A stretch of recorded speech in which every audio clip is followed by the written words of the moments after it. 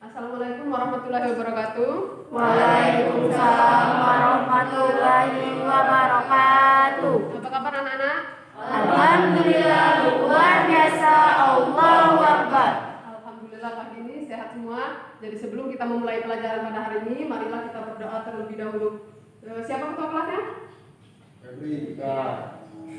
Dipimpin oleh Tiga. Kita berdoa terlebih dahulu. Sebelum kita memulai pelajaran pagi hari ini, mari kita berdoa. Berdoa mulai.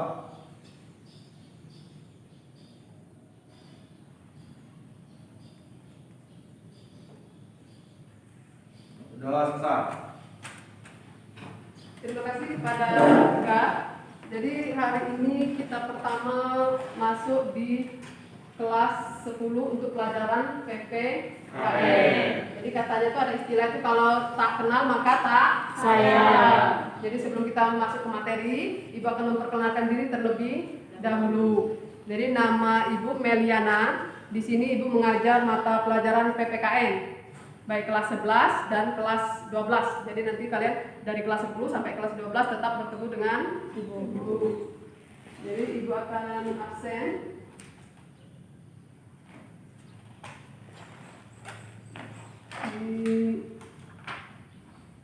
Alvisa. Halo. Alvisa dari SMP mana? Ayu Adania. Dari SMP mana Ayu? MTS Negeri 1 Morenin. MTS Negeri 1 Morenin. Arsandi. Arsandi dari SMP mana? Satu. Oh sudah sekelas ya. Fajar. Fajar dari mana? SMP 5 yang di Lubos ya, SMP 5 itu? Jati. Oh, Tanjung Jati. Beda ya dengan Tanjung Jati? Beda. Jeliana, Saya Bu, jadi dari SMP? SMP Negeri 1 Merapi Timur. Merapi Timur, bagian Lahat ya? Yo Bu. Febrian. Siap saya. Febrian dari mana? SMP PGRI Morenin. SMP PGRI Morenin. Dekat sini ya, dekat pasar. Yo. Nurien? Siap saya Bu. Ya, dari SMP mana Nurien? SMP Negeri 5 Morenin. SMP Negeri 5 Morenin. Rana? Siap saya Bu. Ya, Rana dari SMP mana? SMP Negeri 5 Morenin. SMP Negeri 5 Morenin. Banyak juga ya dari SMP 5. Tegar? Siap Adil. Tegar dari SMP mana? Empat. SMP 4. Sukma? Saya Bu. Ya, Sukma dari mana? Dari SMP Negeri 1 Merapi Timur. Oh. Jadi Ibu cek kerapiannya dulu ya. Sudah rapi di kanan kiri, lihat ada sampah atau tidak? Tidak ada? Tidak ada, Bu. Atribut lengkap pakai ya. Oke, berarti anak-anak Ibu sudah rapi dan sudah ganteng-ganteng, sudah cantik semua.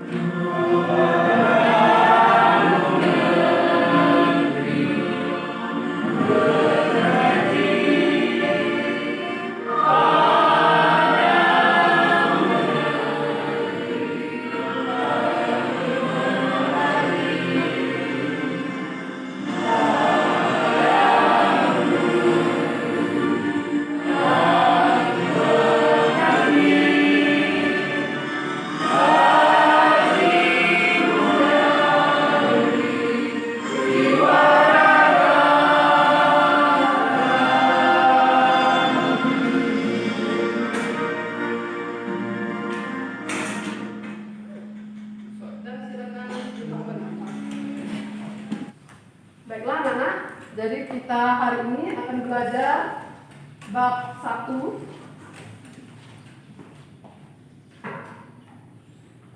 subbab A yang kita akan bahas adalah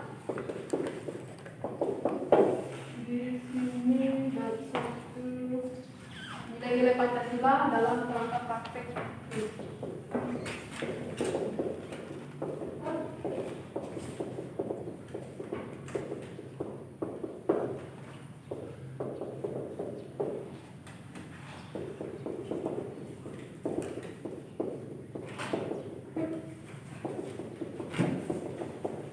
Dalam rangka praktek penyelenggaraan pemerintahan negara.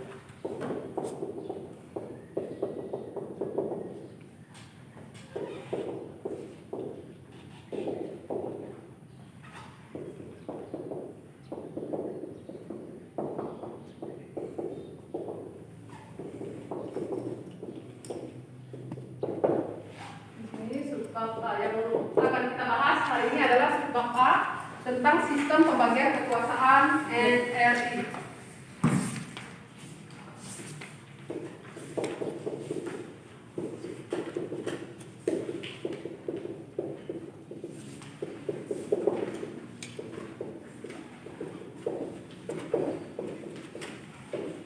Nah, jadi kita hari ini akan membahas tentang sistem kekuasaan negara Republik Indonesia. Silakan dilihat bukunya bab 1 pada subbab A halaman 2.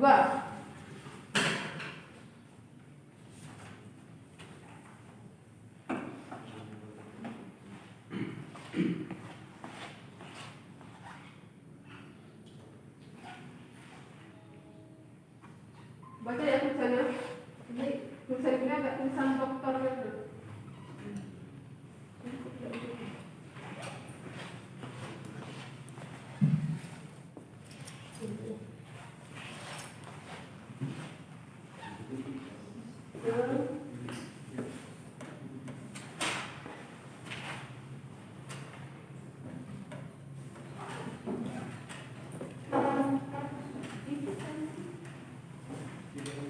Setelah kita belajar pada hari ini di subbab A sistem pembagian kekuasaan, jadi tujuan pembelajaran yang ingin kita capai atau yang ingin kita dapatkan itu yang pertama adalah kita memahami macam-macam kekuasaan negara. Kemudian yang kedua, siswa itu diharapkan nanti mampu menganalisis pembagian kekuasaan secara horizontal. Yang ketiga, siswa mampu menganalisis pembagian kekuasaan secara vertikal. Kemudian kita lanjut. Dan sebelum kita masuk ke sesi berikutnya, kita harus memahami dulu arti kekuasaan. Mbak, siapa yang bisa menyebutkan kekuasaan itu apa? Kita perlu memahami dulu sebelum kita masuk ke macam-macam kekuasaan. Ya, silakan. Jadi, Kekuasaan dapat diartikan sebagai kemampuan seseorang untuk memengaruhi orang lain supaya melakukan tindakan-tindakan yang dikehendaki atau diperintahkan. ya bagus sekali pendapat dari Jerry. Mungkin ada yang lain? Pendapat yang lain?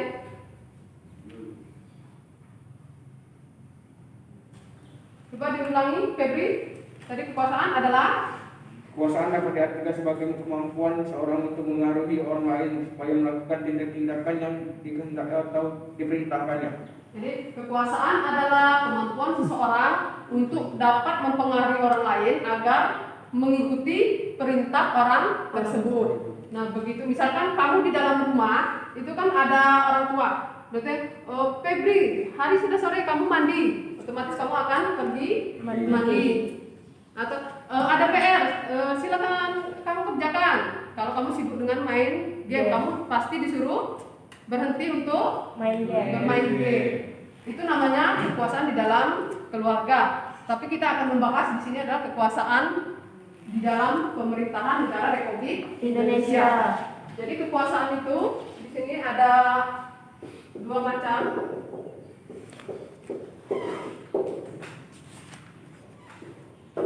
Yang pertama adalah menurut John Locke.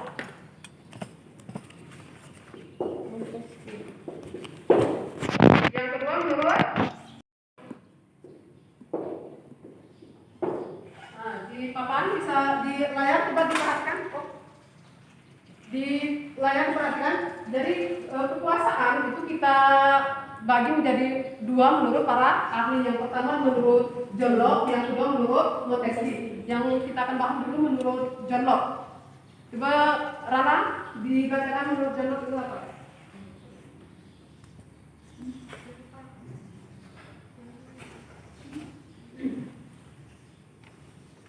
Menurut John Locke, kekuasaan legislatif membuat undang-undang, kekuasaan eksekutif melaksanakan undang-undang, kekuasaan federatif melaksanakan hubungan luar negeri. Nah, jadi menurut John Locke itu ada 3 kekuasaan negara. Yang pertama adalah kekuasaan legislatif. Nah, kekuasaan legislatif ini adalah kekuasaan untuk membuat undang-undang. Yang kedua adalah kekuasaan Eksekutif. Itu adalah pelaksanaan untuk melaksanakan undang-undang. Yang ketiga adalah kekuasaan federatif. Itu untuk Melaksanakan undang-undang undang-undang negeri. Nah, jadi di sini legislatif, eksekutif, dan federatif. Yang kedua menurut Montesquieu. Coba dibacakan Alfi siapa? Siapa tadi? Asandi. Maaf ya, Ibu belum hafal semua anak-anak, nanti Ibu coba akan menghafalkan satu persatu. Asandi. Dibacakan menurut Montesquieu apa? A. Kekuasaan legislatif membuat undang-undang. B. Kekuasaan eksekutif melaksanakan undang-undang. C. Kekuasaan yudikatif mengawasi pelaksanaan undang-undang.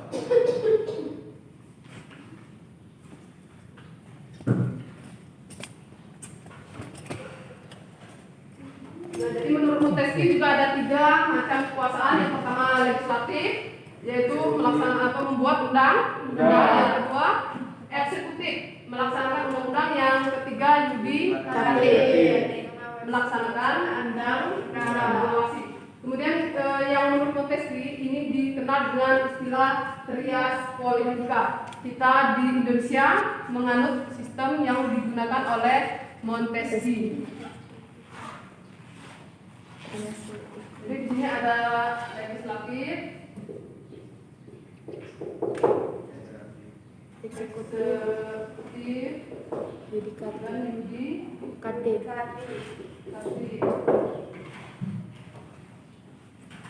Kita lanjut ke berikutnya.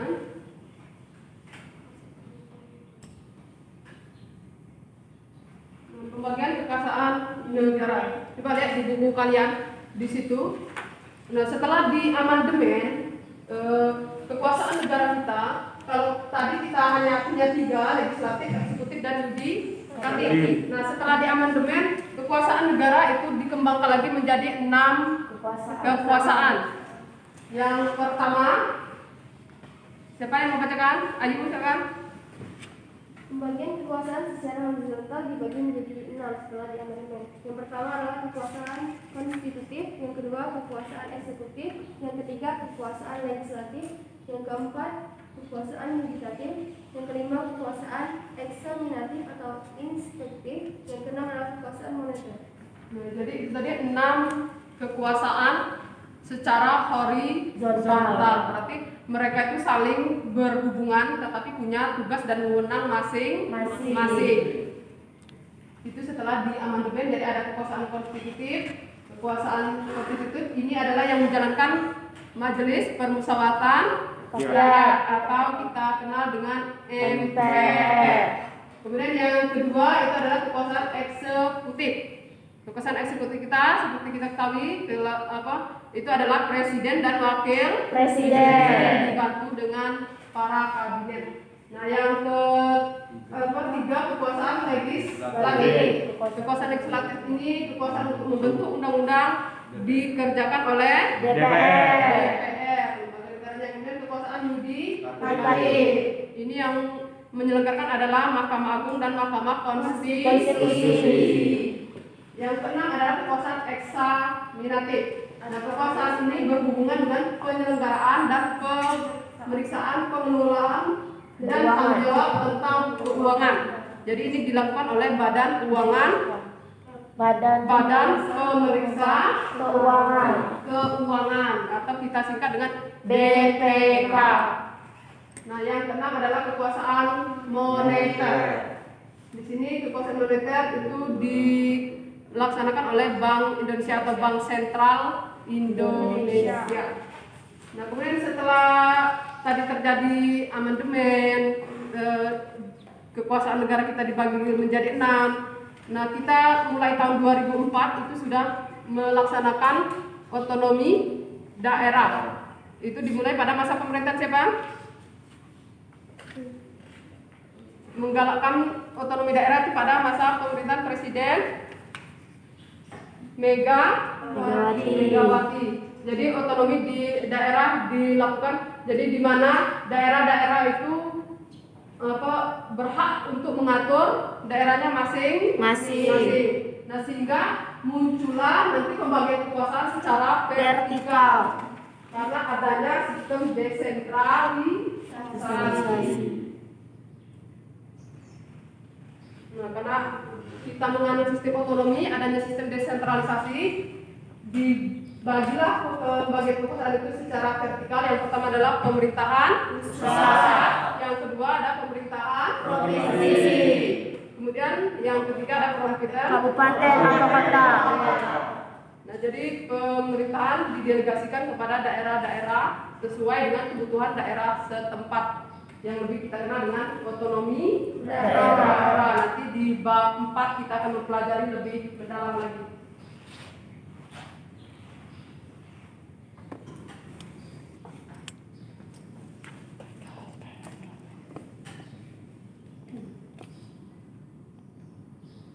Baiklah, kita akan seperti biasanya kita hari ini akan melakukan diskusi. Jadi setelah ini kita bagi kelompok. Jadi kita bagi 3 kelompok ya. Nanti kelompok 1 sini, kelompok 2 di belakang, kelompok 3. Tadi 1, kelompok 1, 2, 3, berarti kelompok 1, kelompok 2, kelompok 3. Kelompok 1, kelompok 2. Ada lagi kelompok 1, kelompok 2. Dibagi lagi, silakan itu dulu dibuat kelompoknya seperti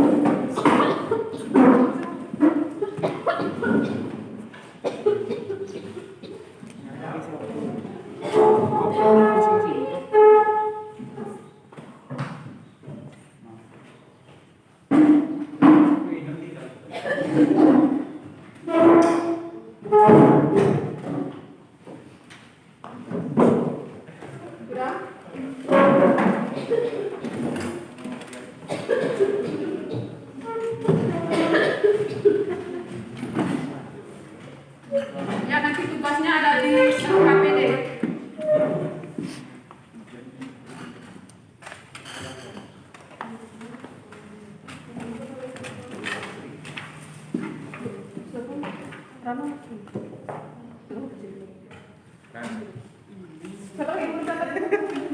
Sudah semua.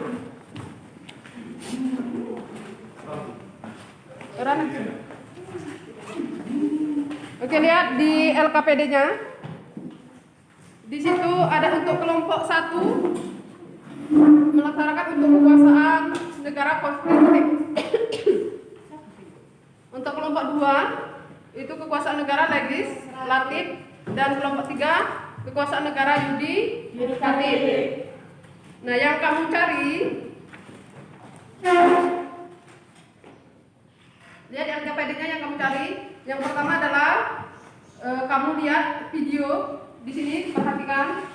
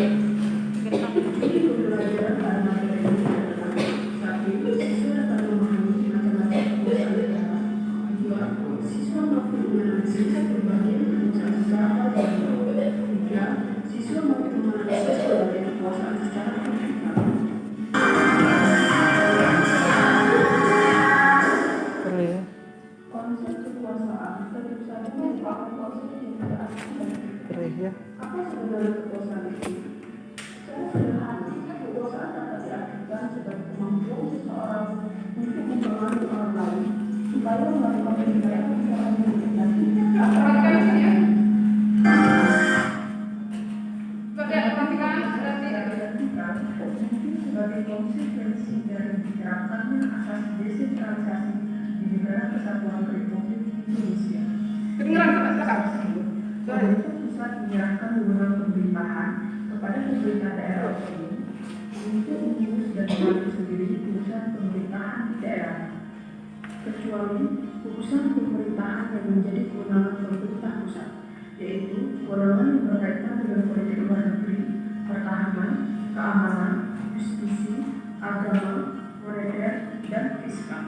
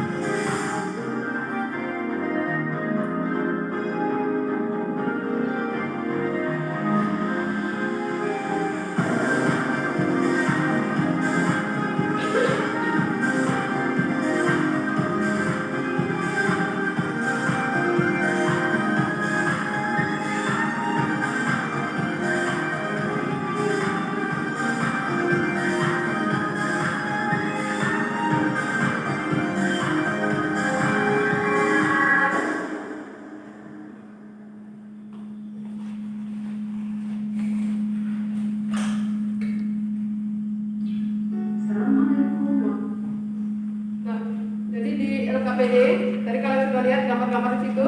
Di LKPD juga ada itu di link YouTube-nya. Kamu bisa buka lagi di situ. Kemudian yang kalian kerjakan adalah mengidentifikasi wewenang lembaga negara, kemudian menganalisis hubungan kerja dengan negara dengan lembaga negara lain. Nah, nomor 1, 2, dan 3. Silakan dikerjakan bersama-sama.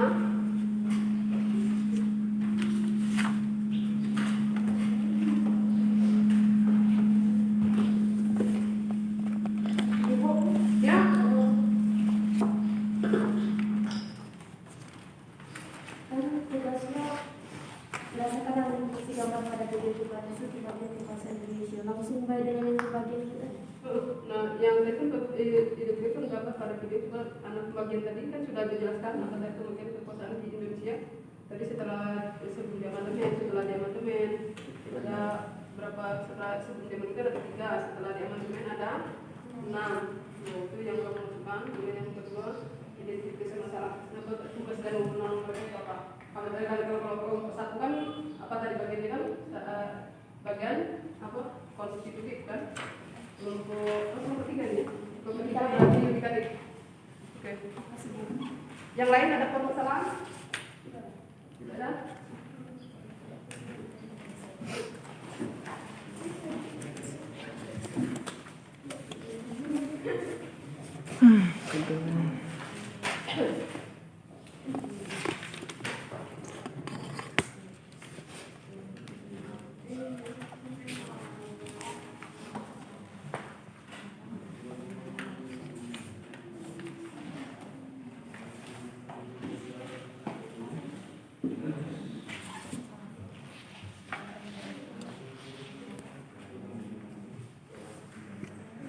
Kebersamaan dari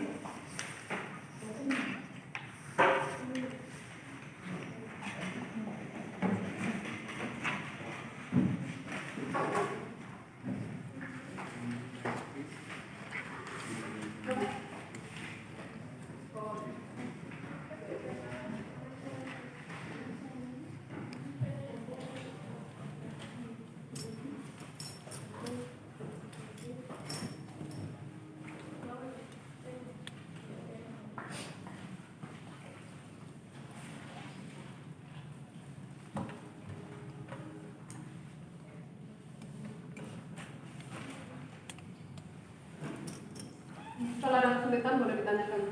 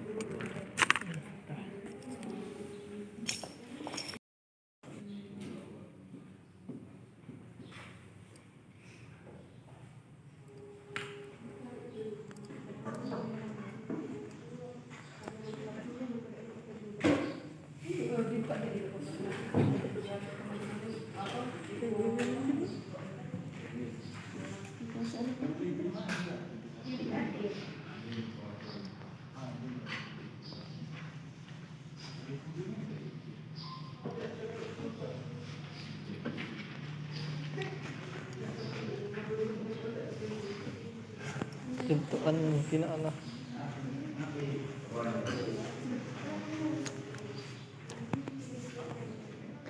Ada masalah?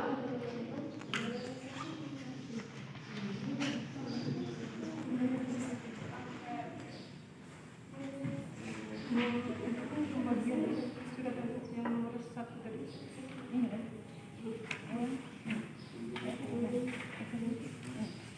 Ya mungkin soalnya ada 1, 2 dan 3 kan.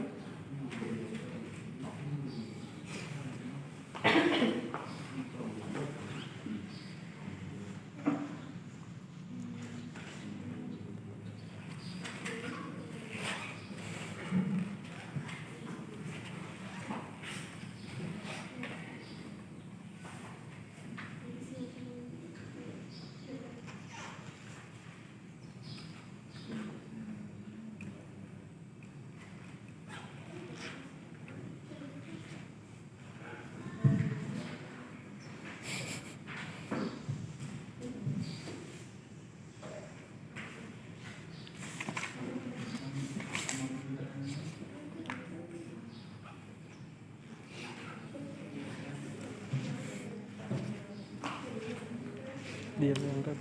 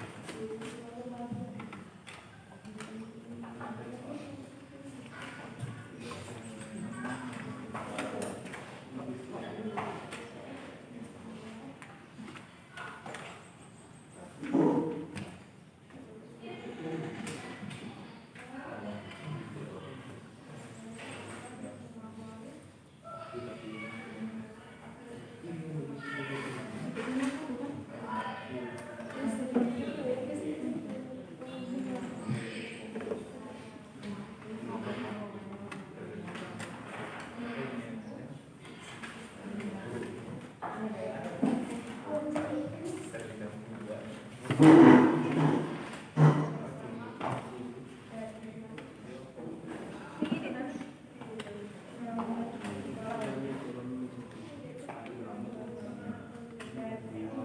Berarti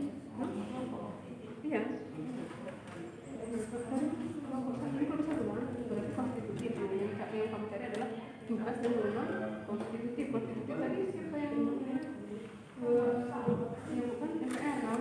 Nah, jadi yang dicari adalah MPR. Iya. Itu DPR. MPR. Kalau konstitutif dia adalah MPR. Kalau legislatif dia adalah DPR. Yang kamu cari adalah tugas dan wewenang.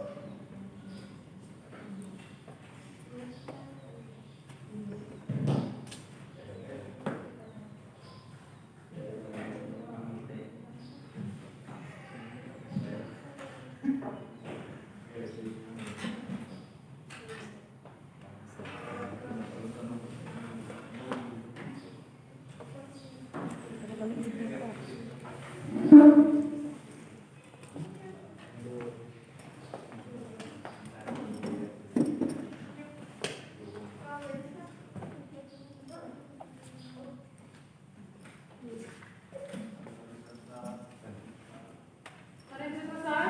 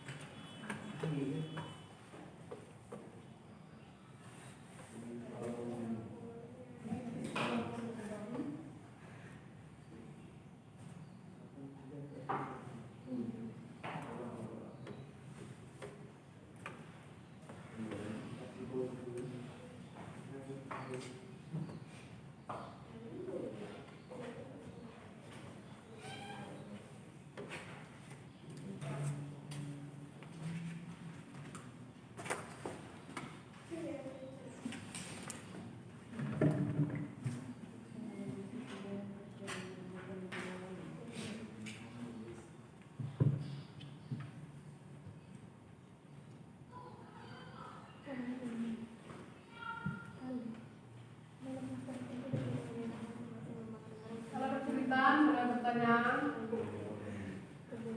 Nama semua. Jadi salah, nomor 1.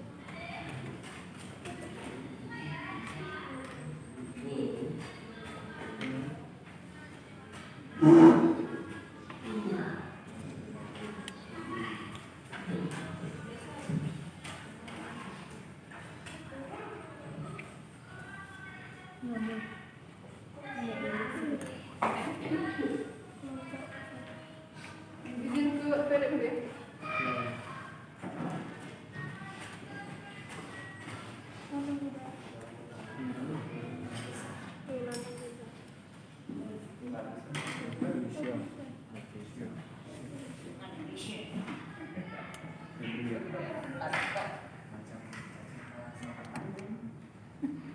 Beneran.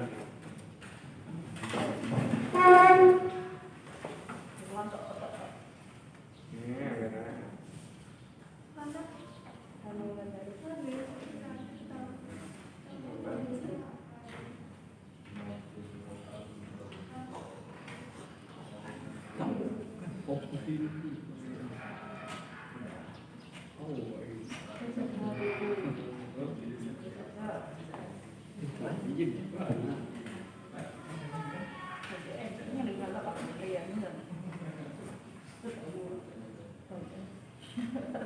Kan? Ya.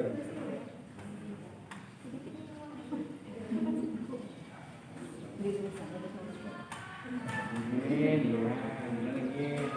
Apa? Kita baru takut gimana kalau?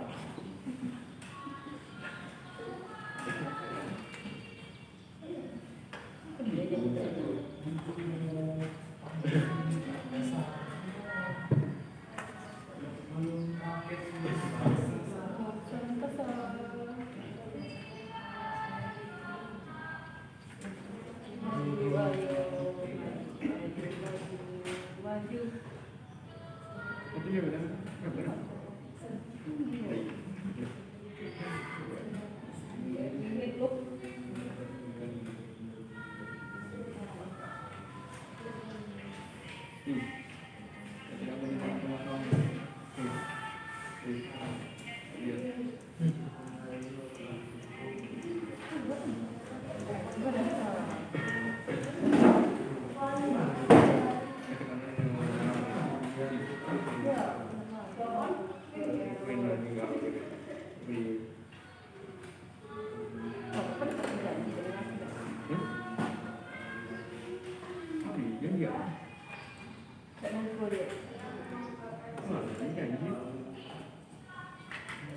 Apa yang dijaga ya? Apa yang menjadi dulu?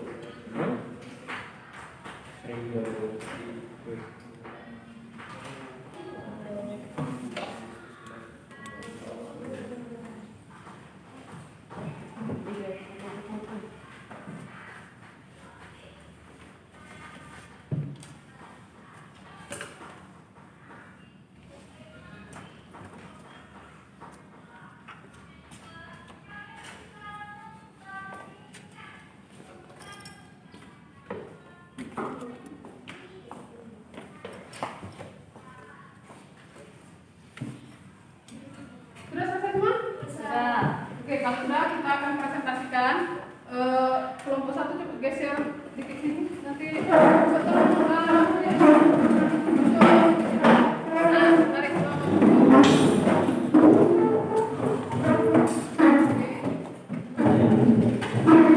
Coba dibantu dulu. Itu meja. Bagian yang ini. Meja yang sakit. Coba Pak, nah meja. Dibalik Mas. Sini lagi. Awas kabel. Coba kemana lagi ke sini, agak sini, nanti kita apa?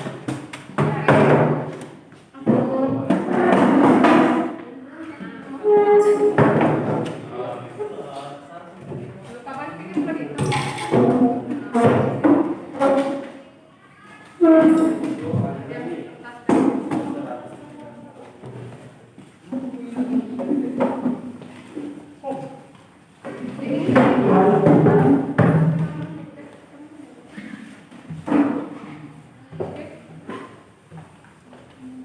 Lagi kita akan mulai dari kelompok 3.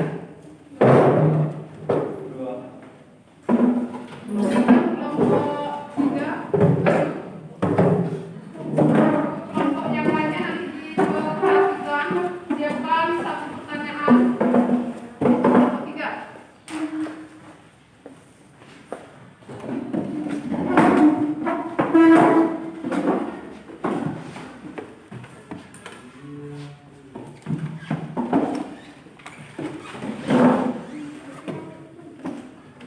Ini Pak.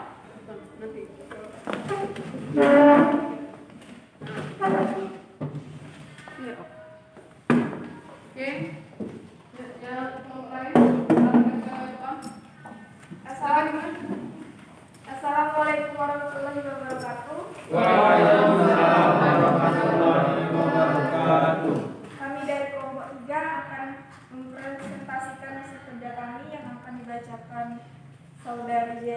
saudara Asani.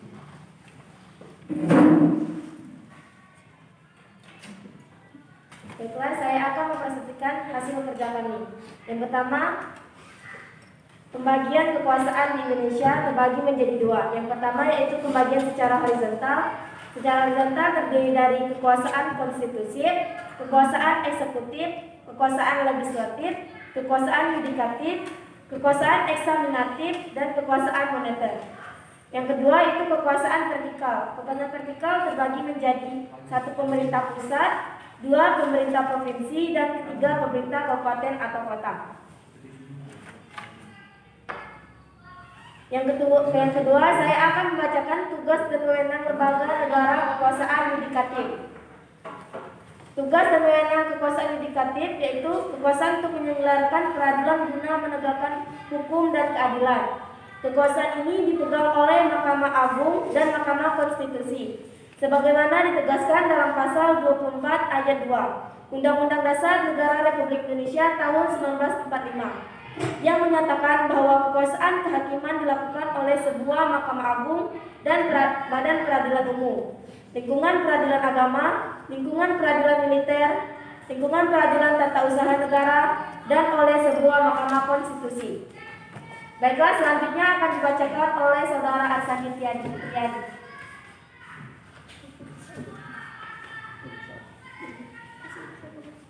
Yang ketiga, hubungan kekuasaan yudikatif dan kekuasaan legislatif. 1. DPR bertugas membuat peraturan, maka yang mengawal agar tetap terlaksana aturan tersebut adalah MA bersama peradilan di bawahnya dan MK.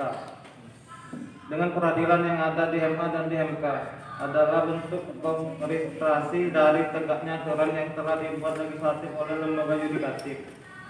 2.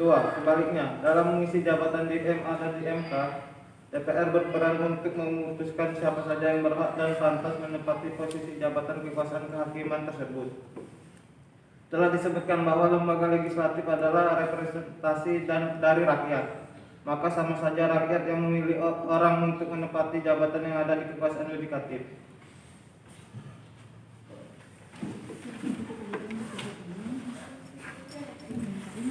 Baiklah, saya akan membuka sesi tanya jawab.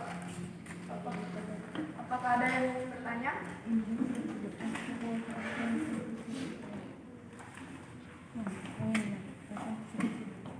Silakan kelompok yang ingin bertanya. Ya, Baiklah, kelompok 1.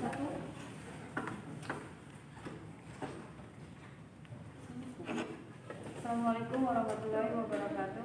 Waalaikumsalam warahmatullahi wabarakatuh. Saya Nurul Dari mewakili kelompok 1 ingin bertanya kepada kelompok 3. Pertanyaannya, apa maksud pembagian kekuasaan secara horizontal?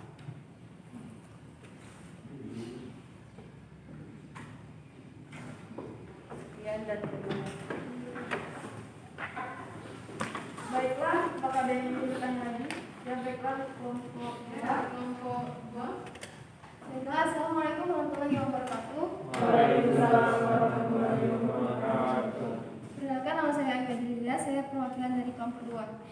Saya di sini ingin bertanya mengenai sebutkan pasal 24 ayat 2 Undang-Undang Dasar Negara Republik Indonesia tahun 1945 tentang kekuasaan yudikatif. Sekian, terima kasih.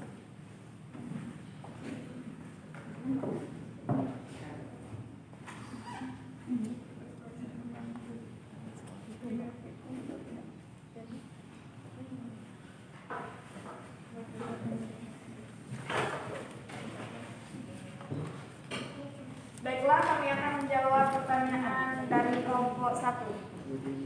Apa maksud pembagian kekuasaan secara horizontal? Pembagian kekuasaan secara horizontal yaitu pembagian kekuasaan menurut fungsi lembaga-lembaga tertentu, legislatif, eksekutif, dan yudikatif. Apakah jawabannya benar? Siap. Terima kasih untuk kelompok 3 yang telah menjawab. Saya senang dengan jawabannya.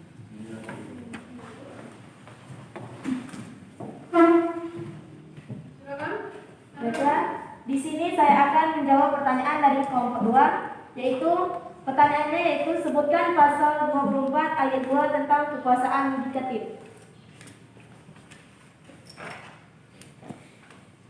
Pasal 24 ayat 2 Undang-Undang Dasar Negara Republik Indonesia tahun 1945 menyatakan bahwa kekuasaan kehakiman dilakukan oleh sebuah Mahkamah Agung dan badan peradilan yang berada di bawahnya dalam lingkungan peradilan umum, lingkungan peradilan agama, lingkungan peradilan militer, lingkungan peradilan tata usaha negara, dan oleh sebuah Mahkamah Konstitusi. Baiklah, apakah kelompok 2 puas dengan jawaban saya? Terima kasih atas jawabannya. Saya jadi lebih mengerti akan pengertiannya dan isi dari pasal 24 ayat 2. Terima kasih.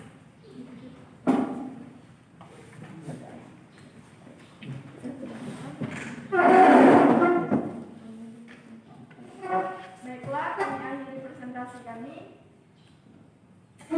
Wassalamualaikum warahmatullahi wabarakatuh. Waalaikumsalam warahmatullahi wabarakatuh. Baiklah, terima kasih. Itu tadi penampilan dari kelompok 3. Kita beri aplaus untuk kelompok 3. Selanjutnya kelompok 1, silakan ke depan. Saya kelompok lain.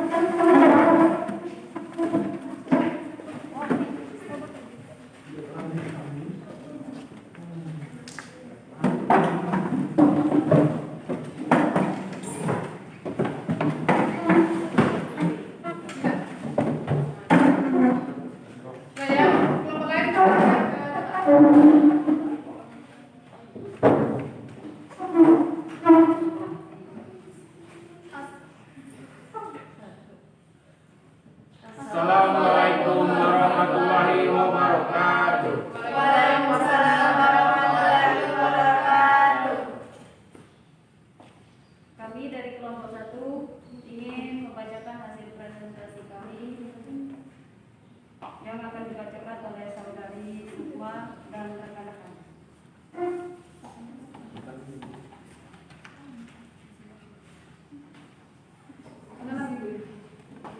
Satu, menganalisis pembagian kekuasaan di Indonesia. Apa saja kekuasaan negara itu? Kekuasaan negara banyak sekali macamnya. Menurut John Locke, sebagaimana dikutip oleh Rianto, bahwa kekuasaan negara itu dapat dibagi menjadi 3 macam. 1. Kekuasaan legislatif, 2. Kekuasaan eksekutif, 3. Kekuasaan federatif. Menurut Montesquieu, dibedakan menjadi 3 macam. 1. Legislatif, 2. Eksekutif, 3. yudikatif. Pembagian kekuasaan secara horizontal dibedakan menjadi 6. 1. Kekuasaan konstitutif, 2. Kekuasaan eksekutif, 3. Kekuasaan legislatif, 4. Kekuasaan yudikatif, 5. Kekuasaan eksaminatif atau inspektif, 6. Kekuasaan moneter. Yang kedua akan dibacakan oleh Alfiansyah. Kekuasaan konstitutif. 1. Mengubah serta menetapkan UUD Undang-Undang Dasar. 2. Melantik presiden serta wakil presiden berdasarkan hasil pemilu dalam sidang paripurna MPR. 3. Memutuskan usul DPR berdasarkan putusan Mahkamah Konstitusi untuk memberhentikan presiden dalam masa jabatannya.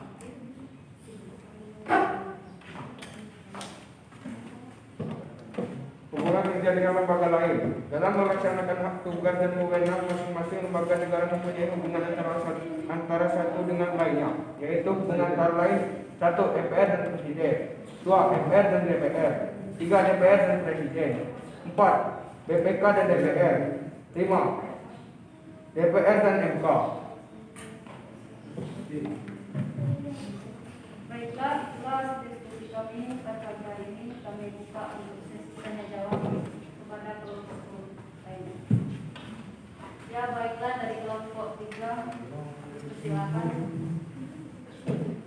Assalamualaikum warahmatullahi wabarakatuh. Waalaikumsalam warahmatullahi wabarakatuh.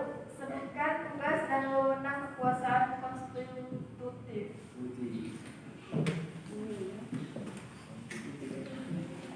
Baiklah, apakah dari kelompok 2 ingin bertanya? Assalamualaikum warahmatullahi wabarakatuh. Waalaikumsalam warahmatullahi wabarakatuh. Saya mewakili kelompok 2 ingin bertanya tentang kekuasaan moneter. Saya masih belum paham tentang kekuasaan moneter. Bisakah kalian menjelaskan lebih jelas lagi tentang kekuasaan moneter? Terima kasih.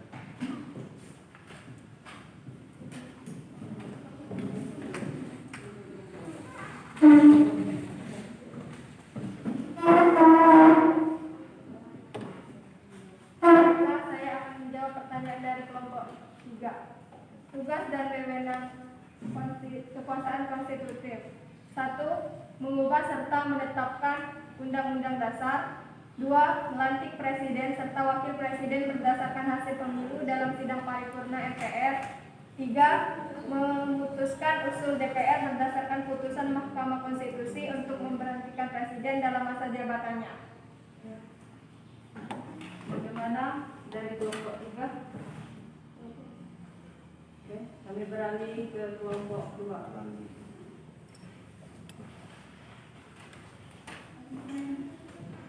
Pertanyaan. Saya akan menjelaskan tentang kekuasaan moneter. Kekuasaan moneter yaitu kekuasaan untuk menetapkan dan melaksanakan kebijakan moneter, mengatur dan menjaga kelancaran sistem pembayaran, serta memelihara kestabilan nilai rupiah. Kekuasaan ini dijalankan oleh Bank Indonesia selaku Bank Sentral di Indonesia, sebagaimana tegasnya dalam pasal 23 Undang-Undang Negara Republik Indonesia tahun 1945 yang menyatakan bahwa negara memiliki suatu bank sentral yang susunan, kedudukan, kewenangan, tanggung jawab, dan independensinya diatur dalam undang-undang. Bagaimana kelompok 3? Bagaimana? Jawaban dari kami apakah memuaskan hati? Terima kasih untuk kelompok 1 atas jawabannya. Saya sudah paham tentang kekuasaan moneter. Baiklah, jika tidak ada yang ingin bertanya lagi, kami akan menutup diskusi kami pada pagi hari ini. Kami akhiri. Wassalamualaikum warahmatullahi wabarakatuh. Terima kasih kepada kelompok 1. Kita beri aplaus dulu untuk kelompok 1. Kita lanjutkan pada kelompok 2 ya. Oke, silakan. Nanti kelompok 2.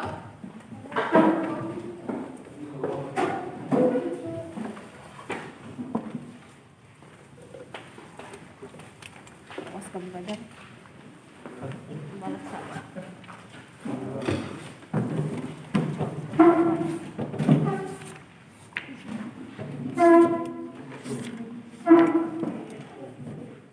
Assalamualaikum warahmatullahi wabarakatuh. Waalaikumsalam warahmatullahi wabarakatuh. Baiklah, perkenalkan kami dari kelompok 2. Saya sebagai Ayelia sebagai moderator. Saya Fajar Yudi Harisma sebagai pembaca materi. Bagaimana saya tidak berbicara berani dan membaca menjawab. Baiklah, kami akan mempresentasikan presentasi kami mengenai kekuasaan legislatif.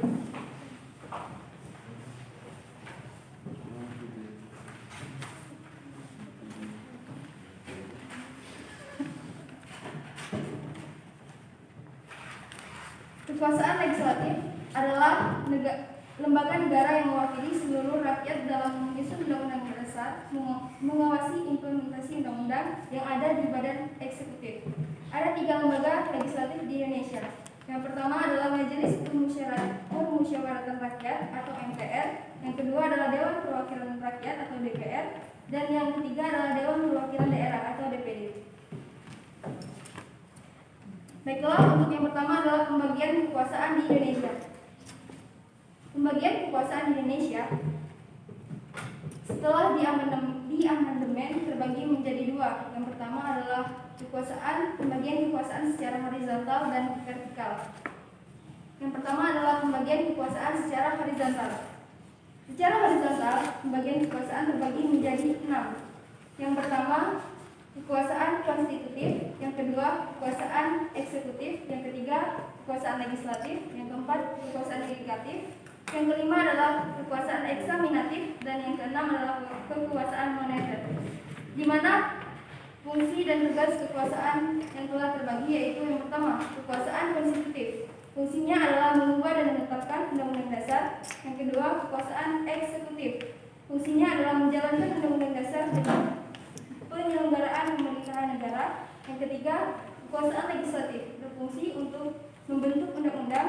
Yang keempat, kekuasaan yudikatif berfungsi untuk menyelenggarakan peradilan guna menegakkan hukum dan keadilan. Yang kelima adalah kekuasaan eksaminatif berfungsi untuk berhubungan dengan penyelenggaraan pemeriksaan keuangan negara. Yang keenam adalah kekuasaan moneter, yaitu untuk menetapkan dan melaksanakan kebijakan moneter, mengatur dan menjaga kelancaran sistem pembayaran serta memelihara kestabilan nilai rupiah. Yang kedua adalah pembagian kekuasaan secara vertikal, terbagi menjadi tiga, yaitu 1. Pemerintahan pusat, 2. Pemerintahan provinsi, 3. Pemerintahan kabupaten atau kota. Baiklah, yang kedua adalah tugas dan wewenang dari lembaga negara legislatif yang akan dijelaskan oleh Saudara Fajar Budi Hasmi. Pada Fajar dijelaskan. 2. Mengidentifikasi tugas dan wewenang lembaga negara. Lembaga legislatif adalah lembaga negara yang mewakili seluruh rakyat dalam menyusun undang-undang, mengawasi implementasi undang-undang yang ada di badan eksekutif. Ada 3 lembaga legislatif di Indonesia, yaitu Majelis Permusyawaratan Rakyat (MPR), Dewan Perwakilan Rakyat (DPR), dan Dewan Perwakilan Daerah (DPD). Lembaga legislatif punya tugas untuk merumuskan undang-undang. Yang pertama, tugas dari MPR antara lain mengubah dan menetapkan undang-undang, juga melantik serta memberhentikan presiden dan wakil presiden. 2. DPD punya tugas mengajukan rencana undang-undang RUU kepada DPR, ikut serta membahas RUU dan melaksanakan pengawasan pelaksanaan RUU. Yang ketiga, DPR punya tugas mengadakan dan mengesahkan undang-undang negara, mengesahkan anggaran belanja dan pendapatan negara, serta mengawasi jalannya pemerintahan. Untuk yang ketiga, mengidentifikasi hubungan kerja dengan lembaga negara lain yang akan dibacakan oleh Saudara Tegar. 3. Hubungan antara DPR dan Presiden diatur di dalam Kode 1445 Pasal 5 Ayat 1 yang berbunyi, Presiden berhak mengajukan rancangan undang-undang kepada Dewan Perwakilan Rakyat. Hubungan antar DPR dan BPK diatur di dalam Kode 1445 Pasal 23 Ayat 2 yang berbunyi, hasil pemeriksaan keuangan negara diserahkan kepada Dewan Perwakilan Rakyat, Dewan Perwakilan Daerah, dan Dewan Perwakilan Rakyat Daerah sesuai dengan kewenangannya.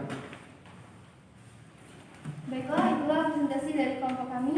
Apabila ada yang ingin ditanyakan, silakan tanyakan. Kami akan membuka sesi tanya jawab. Baiklah, pada kelompok 3 ini silakan untuk bertanya. Assalamualaikum warahmatullahi wabarakatuh. Waalaikumsalam warahmatullahi wabarakatuh. Saya ingin bertanya kepada kelompok 2. Kekuasaan legislatif dipegang oleh DPR. Di sini saya ingin bertanya tentang tugas dan wewenang dari DPR. Baiklah, kami akan menjawabnya nanti. Baiklah, untuk kelompok lain apakah ada yang ingin ditanyakan? Baiklah, dari kelompok 1, silakan.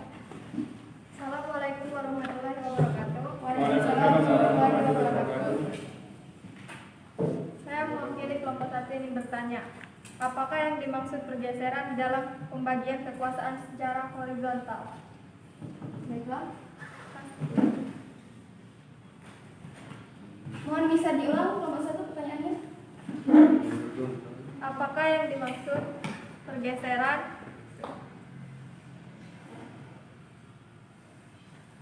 di dalam pembagian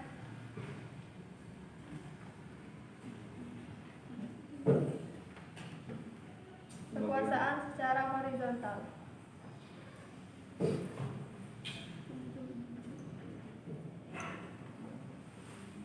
Baiklah, kami akan menjawab pertanyaan dari kelompok 3 yang akan dijawab oleh Saudara Fajar. Saya akan menjawab pertanyaan dari kelompok 3 Itu tugas dan wewenang dari DPR.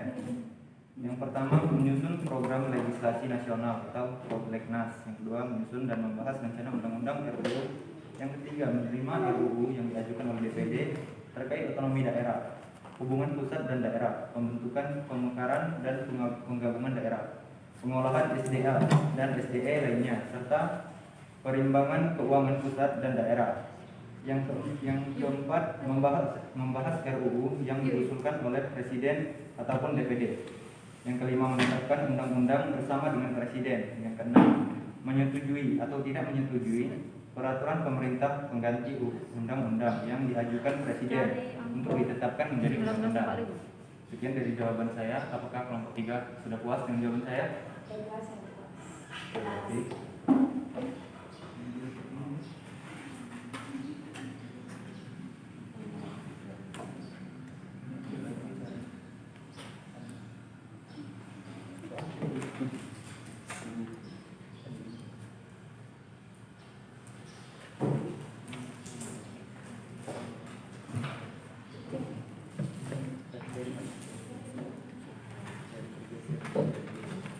Baiklah, untuk pertanyaan kelompok 1 akan dijawab oleh Saudara Tegar. Pada Saudara Tegar, dipersilakan. Oke, saya akan menjawab pertanyaan dari kelompok 1. Pergeseran yang dimaksud adalah pergeseran klasifikasi kekuasaan negara yang umumnya terdiri atas 3 jenis kekuasaan, legislatif, eksekutif, dan yudikatif, menjadi 6 kekuasaan negara. Oke, apakah Anda puas menjawab ini? Baiklah, untuk kelompok lain apakah masih ada yang ingin ditanyakan? Jika tidak ada, Baiklah, jika tidak ada, maka kami akan menutup presentasi kami hari ini. Apabila ada kesalahan dan kekurangan, kami mohon maaf. Pada Allah kami mohon ampun. Wabillahi taufiq wal hidayah. Wassalamualaikum warahmatullahi wabarakatuh. Waalaikumsalam warahmatullahi wabarakatuh. Bagus sekali penampilan dari kelompok 2, kita berikan. Oke.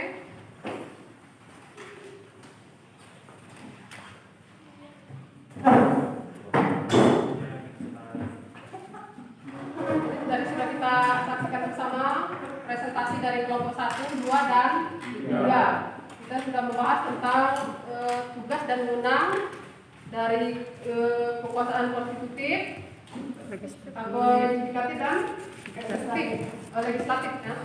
Jadi, di ini kita akan menyimpulkan bersama-sama hasil dari presentasi dan pembelajaran kita pada hari ini. Kelompok 1, silakan disimpulkan. Rana,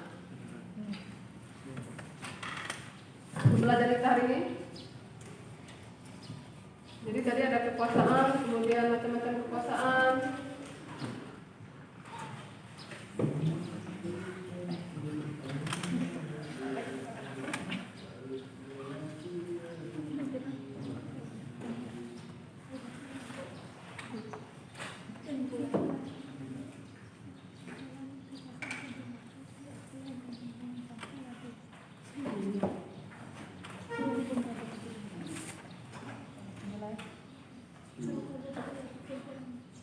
Ya, silakan.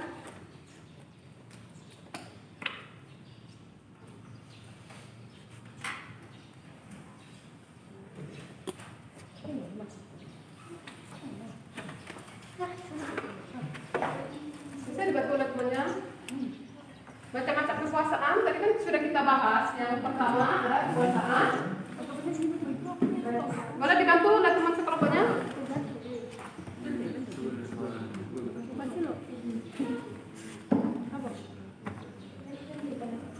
Oke, ada yang lain yang banyak silakan. Jadi, oke. kesimpulan pada pagi hari ini kita dapat mengetahui tentang macam-macam kekuasaan negara, sistem pembagian kekuasaan negara, macam-macam kekuasaan negara, dan konsep pembagian kekuasaan di Indonesia. Macam-macam kekuasaan negara menurut John Locke yaitu pertama itu kekuasaan legislatif, kedua kekuasaan eksekutif, yang ketiga kekuasaan federatif, dan ada juga tokoh lain yang berpendapat tentang kekuasaan negara yaitu Montesquieu. yaitu pertama kekuasaan legislatif, kedua kekuasaan eksekutif, dan terakhir kekuasaan yudikatif. Dan setelah diamandemen, kekuasaan terdiri dari kekuasaan secara horizontal dan kekuasaan secara vertikal. Kekuasaan horizontal terdiri dari kekuasaan konstitutif, kekuasaan eksekutif, kekuasaan legislatif, kekuasaan yudikatif, kekuasaan eksaminatif, dan kekuasaan moneter. Dan pembagian kekuasaan secara vertikal terdiri dari pemerintah pusat, pemerintah provinsi, dan pemerintah kabupaten atau kota. Oke, terima kasih kepada Jelly. Jadi tadi sudah dibacakan dari awal sampai akhir ya, semua sudah dibacakan. Jadi kesimpulan materi kita pada hari ini adalah tentang kekuasaan negara, bahwa ada dua macam pendapat menurut ahli. Yang pertama menurut John Locke, yang kedua menurut Montesquieu. Nah, menurut John Locke tadi sudah dibacakan oleh Jelly, ada legislatif, kemudian ada eksekutif dan federatif. Lalu menurut Montesquieu tadi ada 3 juga, yang terakhirnya berbeda dari John Locke, yaitu yudikatif. Nah, kita Indonesia memakai menurut Montesquieu dengan dikenal dengan istilah trias politika. Kemudian tadi setelah di amandemen tadi sudah dibacakan juga, coba diulang oleh Fajar. Tadi setelah di amandemen kekuasaan negara kita itu sudah berkembang dari 3 menjadi 6. Coba dibacakan ulang Fajar. Pembagian kekuasaan di Indonesia setelah diamandemen terbagi menjadi 6, yaitu kekuasaan konstitutif, eksekutif, legislatif, yudikatif, kekuasaan eksaminatif, kekuasaan moneter.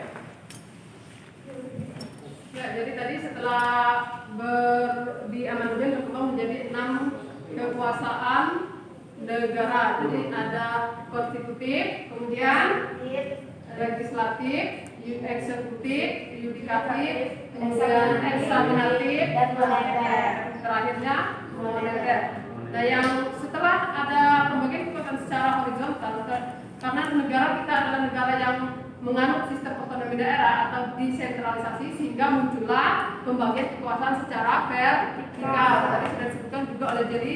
Sekarang diulang, silakan Rana dengan pembagian kekuasaan secara vertikal.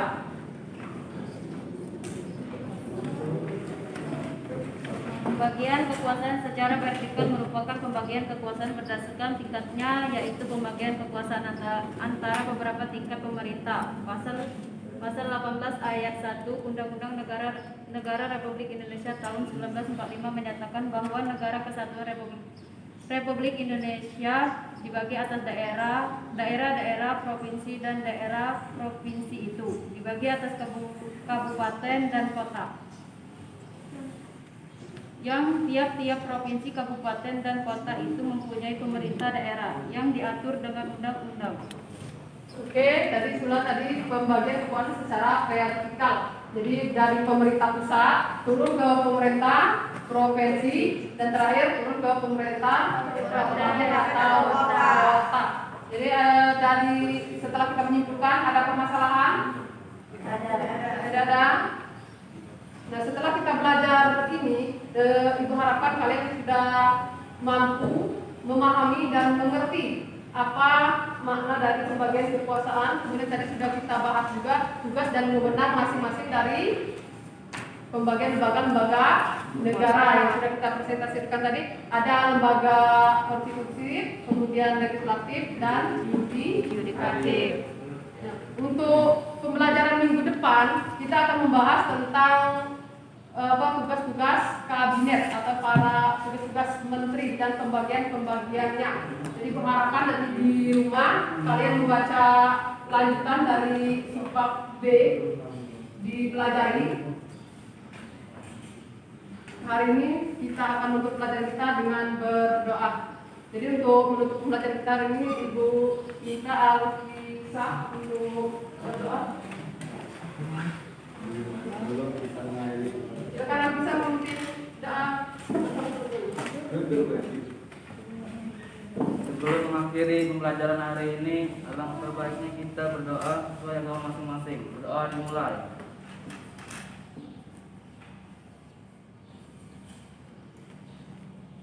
Berdoa selesai. pembelajaran kita pada hari ini. Assalamualaikum warahmatullahi wabarakatuh. Waalaikumsalam warahmatullahi wabarakatuh. Sebelum keluar, meja dan kursi disusun seperti semula ya, dirapikan dulu.